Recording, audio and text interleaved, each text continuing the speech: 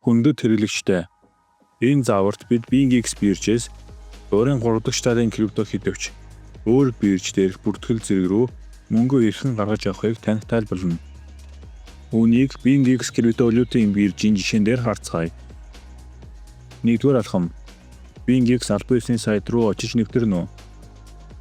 Хоёрдугаар алхам. Баруун дээд болонд хөрөнгө дээр товшиж гаргаж авах гэдгийг сонгоно. Гуравдугаар алхам. Гаргаж авах цонх таны өмнө гарч ирнэ.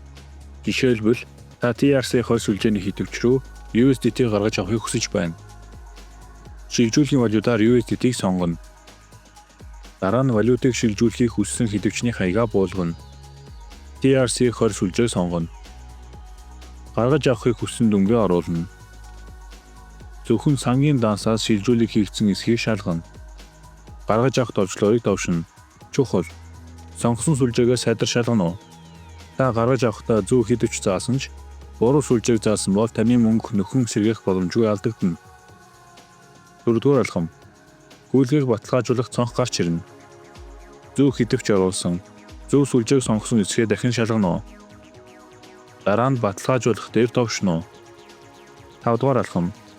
Дараа нь хоёр хүчин зүйлийн баталгаажуулалтын баталгаажуулалт шаардагдана.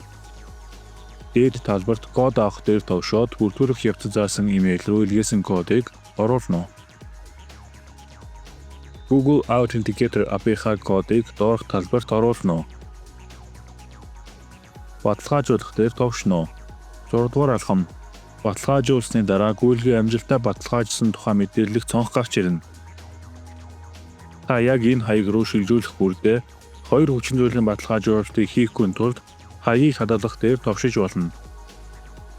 Хүсэхгүй байвал баруун дээд булангийн цагаан загалмайг товшиж цонхыг хаана уу?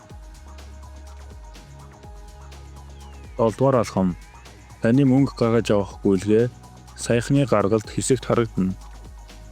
Одоогоор энэ нь хянаж байна төлөвт байна. 8-дугаар алхам.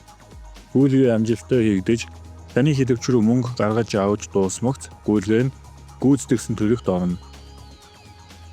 Боллоо. Та мөнгөө хэдвч рүүгээ амжилттай шилжүүллээ.